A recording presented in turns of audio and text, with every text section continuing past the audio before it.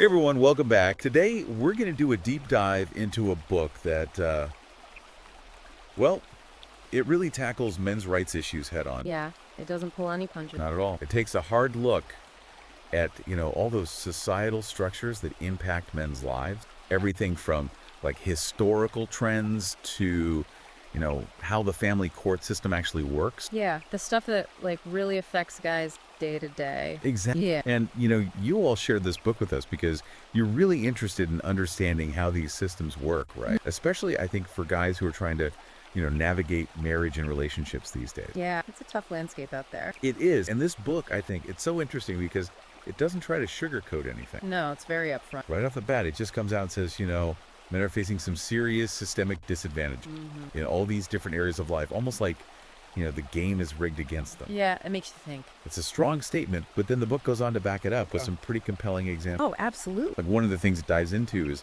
how custody cases are decided. Right. And how it often seems like mothers are favored, regardless of how involved the father is. Yeah, that's a big one. And it doesn't just stop there. It even gets into like the financial strain that men often face with things like, alimony and child support payments.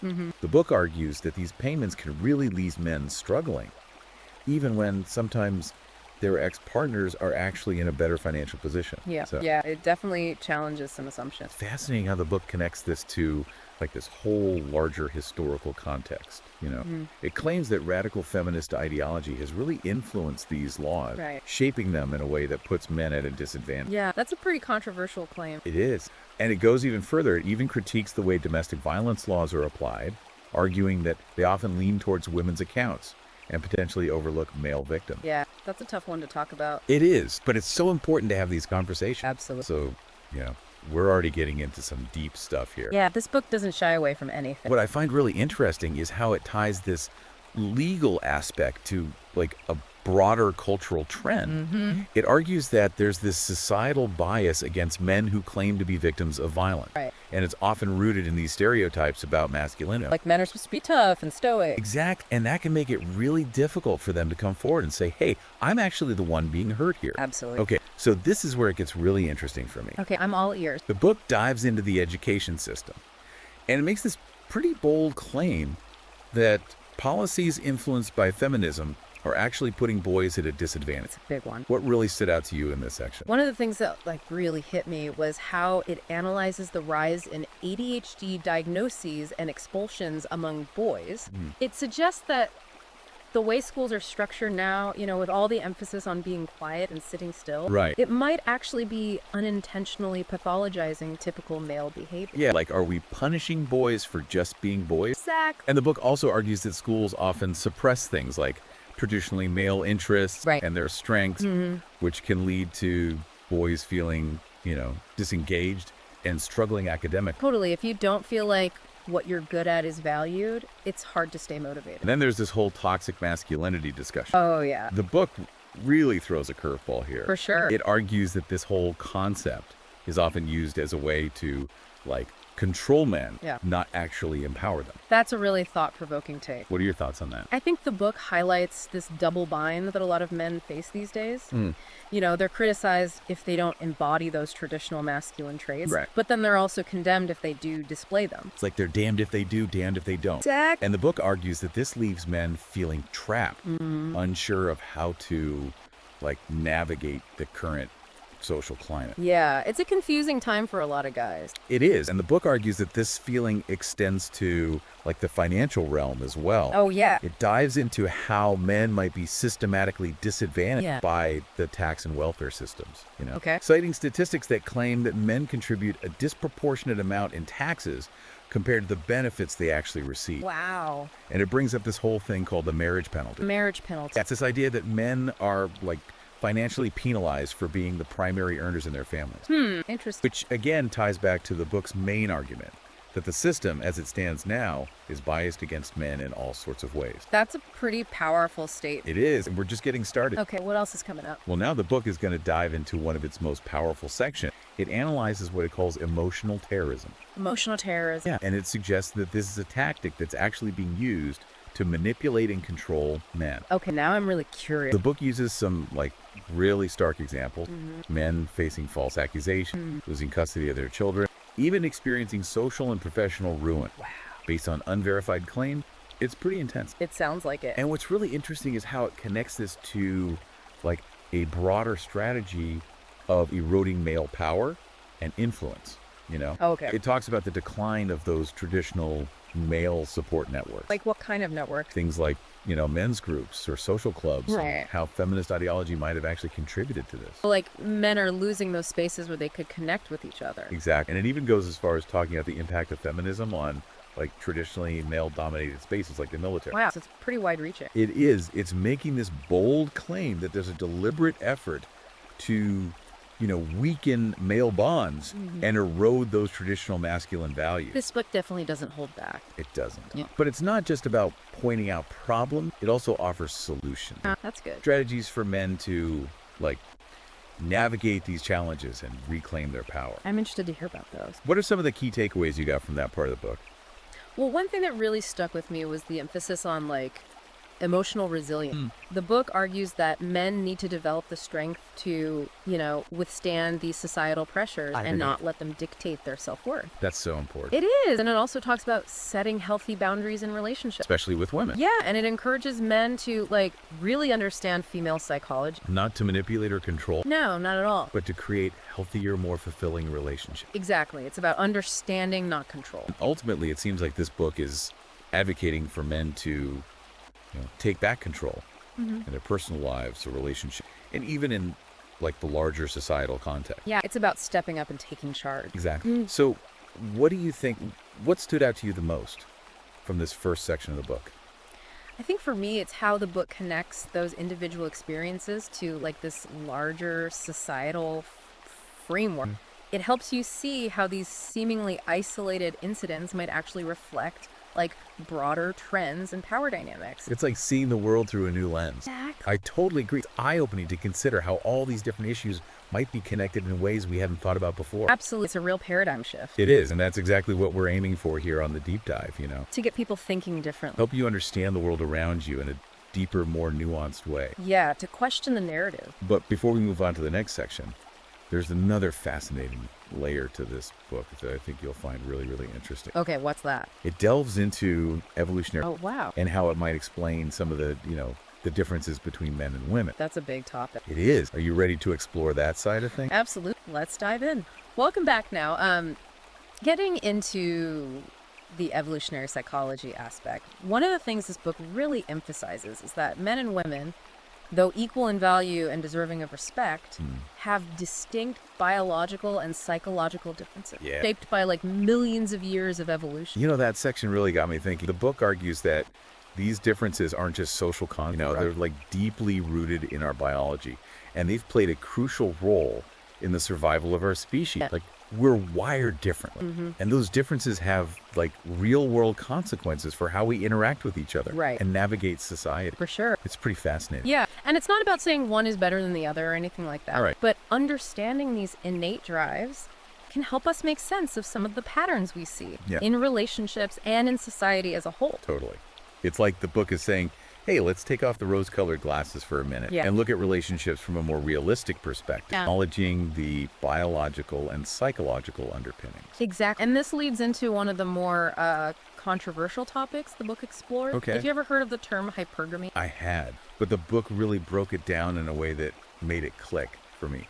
It's basically the idea that women are instinctively drawn to men who they perceive as having, like, higher status or more resources. Right, and the book argues, and this is where it gets a little controversial, that Yeah. this isn't some arbitrary social construct. It's a biological drive that's been essential for the survival of the species throughout human history. You know, at first that idea might sound a bit jarring, but the book presents it in a way that's not about judging women. Yeah. It's about understanding how these deeply ingrained biological drives influence relationship dynamics. Exactly. It's about understanding. Yeah. And it goes on to suggest that understanding this concept of hypergamy can actually empower both men and women to make more informed choices Right. in their relationship. Yeah, it's like providing a new framework for understanding that age-old dance between men and women, one that takes into account both biology and social influence. Absolutely. Now, another area where the book dives deep is female psychology and how it might manifest in relationships.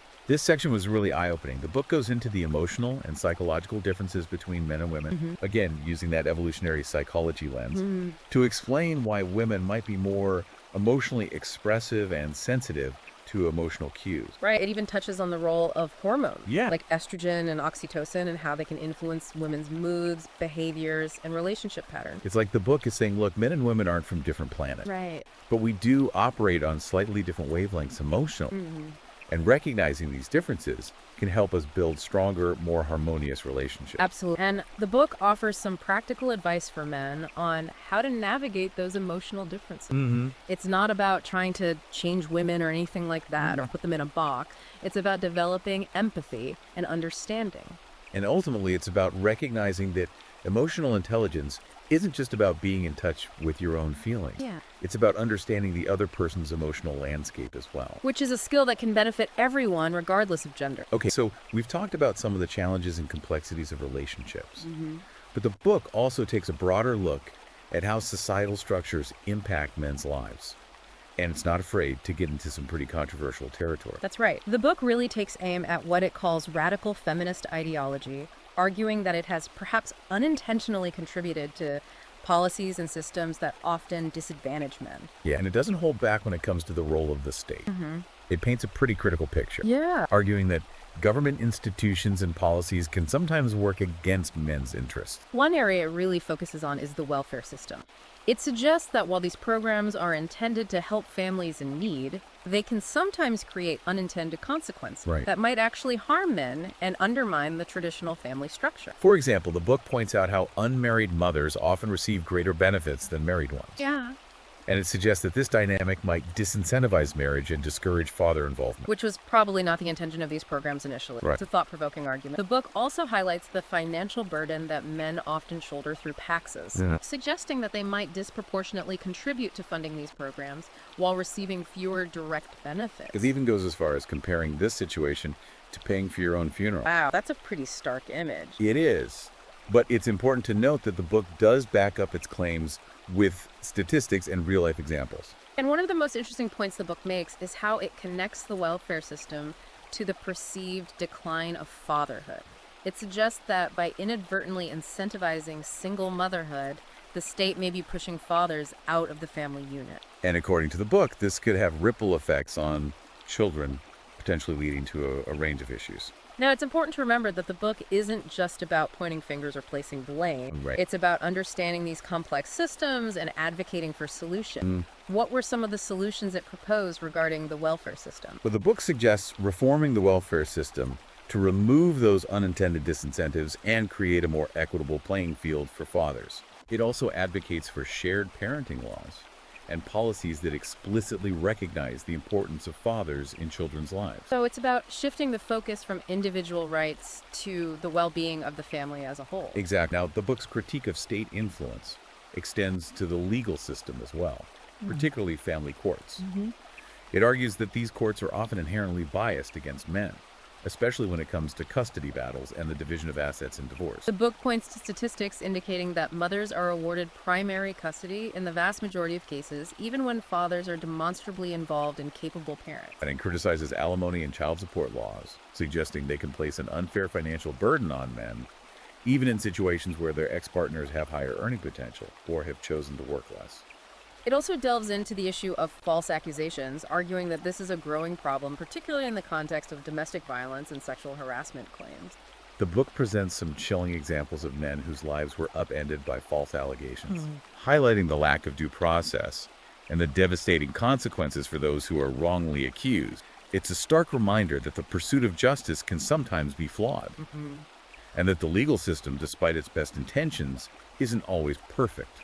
And the book takes this a step further, arguing that radical feminist ideology may have actually influenced the legal system, Right. leading to policies and practices that are inherently biased against men. It's a bold claim, but the book backs it up with legal precedents and real-life stories. One of the examples it cites is the Duluth model, a widely used approach to domestic violence that the book claims assumes men are always the aggressors and women are always the victims. Right. The book argues that this model, while well-intentioned, overlooks the reality of female on male violence and creates a system where men are often presumed guilty without sufficient evidence.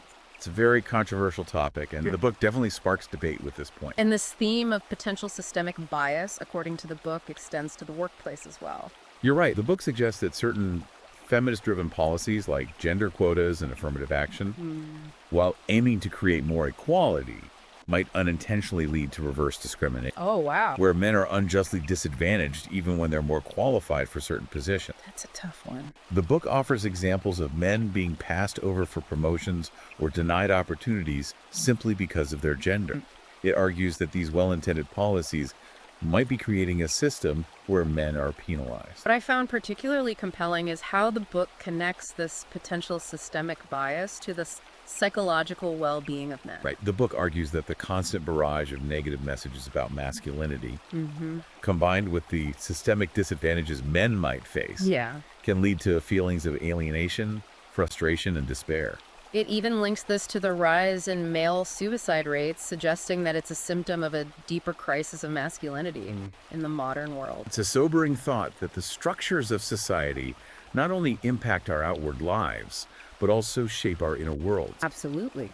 And the book goes even further, introducing this concept of a psychological war being waged against men. This is where the book gets really intense. Yeah. It suggests that radical feminist ideology, while aiming to fight for equality, might be inadvertently engaged in a subtle but systematic effort to undermine male power influence and even self-esteem. The book uses the term emotional terrorism to describe this, arguing that it's a strategy to control and manipulate men. And it gives examples of how this might play out in relationships, the workplace, and even in the media. It's like the book is saying that men are constantly bombarded with messages that make them feel inadequate, guilty, and even dangerous simply because of their gender. It paints a pretty bleak picture. But remember, the book also offers solutions. It encourages men to be resilient, set boundaries, and reject those toxic messages. What are your thoughts on this psychological war concept? You know, it's definitely a provocative idea. And while I don't necessarily agree with everything the book says, it does make you think about the subtle ways that societal messages can shape our perceptions of ourselves and others. Absolutely. And that's what makes this book such a compelling read.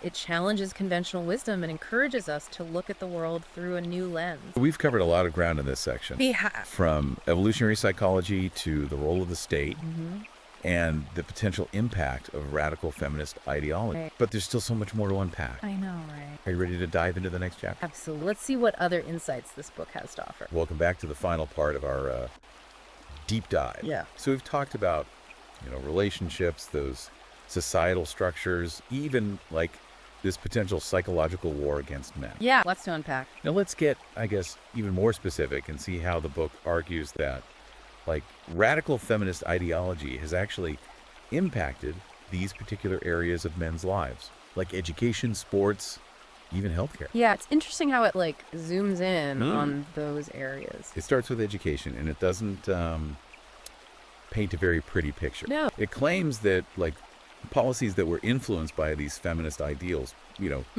while well-intentioned, have kind of unintentionally created an environment that's failing boys. Right. And this was definitely one of the sections that really hit home for me. Yeah. The book highlights this widening gender gap in education, how boys are falling behind girls in almost every subject. Yeah, that's a big concern. And it goes beyond just grades.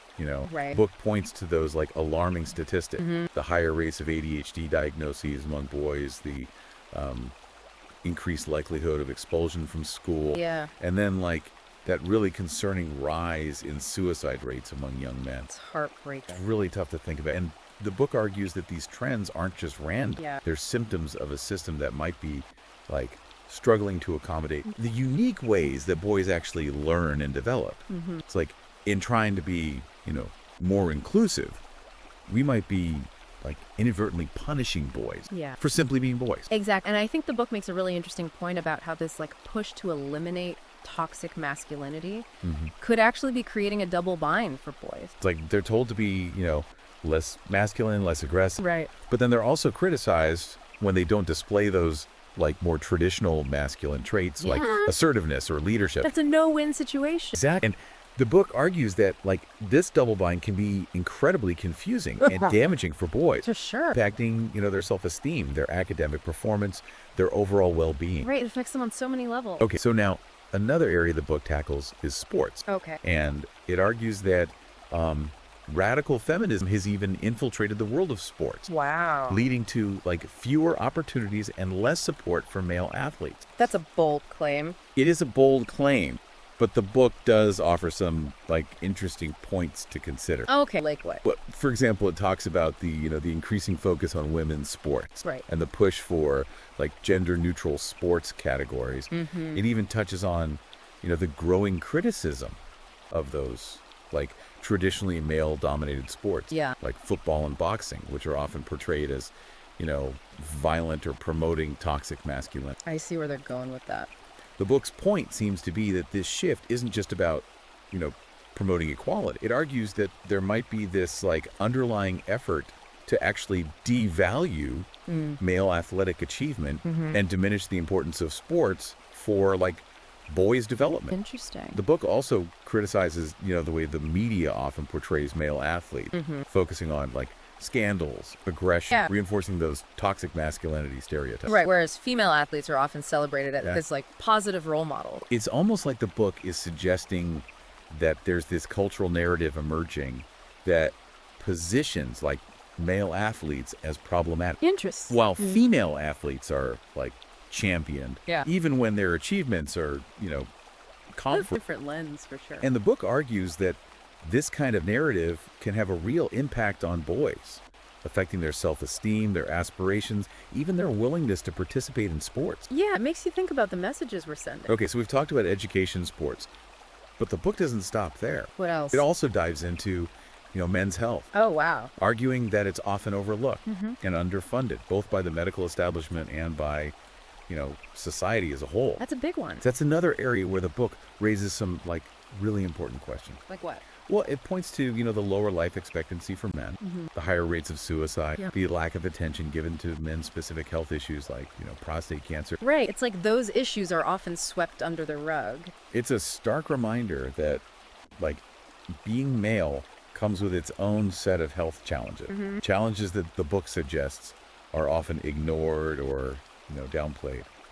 And the book doesn't hesitate to point a finger at radical feminism here, Yeah. arguing that the increased focus on women's health issues may have come at the expense of men's health. It even claims that the medical establishment has adopted, like, this female-centric approach Right. that sometimes dismisses men's concerns. The book also touches on mental health, pointing out that men are often discouraged from, expressing their emotion Right. or seeking help for mental health issues. Yeah, like they're supposed to just suck it up. It's like they're told to man up and deal with their problems alone, while women are encouraged to be vulnerable and seek support. It's a double standard for sure. It's important to recognize that these are, like, complex issues. And the book definitely presents a particular perspective. But what I appreciate is that it doesn't just dwell on the problems. Right. It offers solutions. It advocates for, increased funding for men's health research, promotes mental health awareness among men, and encourages men to, like, take a more proactive role in their own well-being. It's about empowering men. It's about empowering men to prioritize their health, both physical and mental. So we've explored a lot of ground with this book. We have. It's been a journey. It's challenged conventional wisdom, raised some, tough questions, sparked some intense debate. But at its core, I think what this book is really about is, like, reclaiming masculinity. Not the, toxic, aggressive version that's often criticized, Right. but, like, this strong, resilient, life-affirming masculinity. Yeah. It's grounded in traditional values, purpose, and a sense of self-worth. It's about finding that balance. It encourages men to, like, reject those negative messages that they're constantly bombarded with and embrace their unique strengths and contributions to society. Absolutely. It's about celebrating what it means to be a man. It's about men stepping up, taking responsibility for their lives, their families, their communities, and building a future where they can actually thrive. I love that message. And I think it's important to, reiterate that this book isn't about hating women or, creating this battle of the sexes. No, not at all. It's about men